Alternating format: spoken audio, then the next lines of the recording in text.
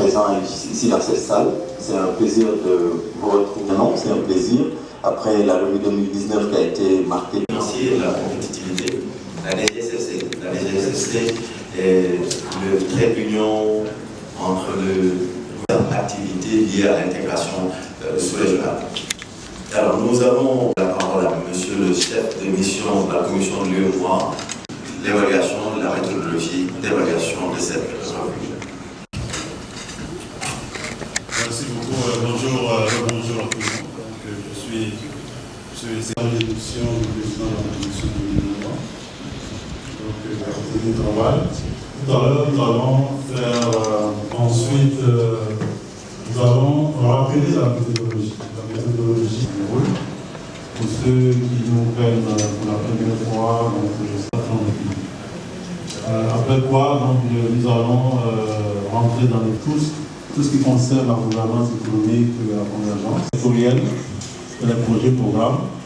Nous allons inviter à vous allez reverser après vos échanges à la présidence.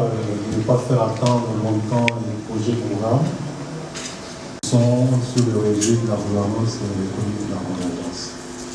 Communiqué sur lequel nos collègues ont déjà travaillé, qui ont été, disons, reversés au niveau de la commission. Sur de la réunion régionale de préparation de la revue, je pense qu'il y a des échanges. La grille est stable. Parce que c'est à ce niveau que les changements sur la grille d'évaluation. Ensuite, l'état des mises en œuvre des recommandations, ici la dernière revue. Il y a des recommandations qui ont été faites à l'endroit. Donc voilà, pour ce qui est de l'ordre du jour, bon, c'est classique, hein, chaque année. Donc aujourd'hui, c'est très exceptionnel, puisque c'est la cérémonie de lancement. Il était prévu qu'on commence effectivement à 9h. Donc il s'agit de voir est-ce qu'on adopte tel que c'est proposé. Donc voilà la proposition. Donc il est prévu qu'on démarre demain.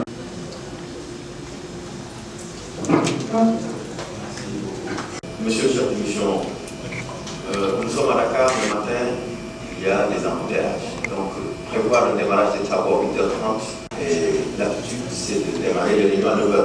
Donc je pense que si nous... Monsieur Sekongo, je suis de la commission de l'UEMOA, le chef de l'équipe de la revue au Sénégal et en Guinée-Bissau.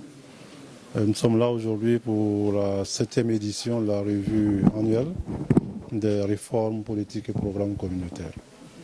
C'est une tradition. Chaque année, nous appliquons une décision des chefs d'État, qui est un acte additionnel qui a été pris depuis 2013, qui consiste donc à faire la revue de la mise en œuvre des textes communautaires dans les États, pour s'assurer que tous les 8 États de l'Union vont ensemble vers l'application des textes qui sont pris par les instances.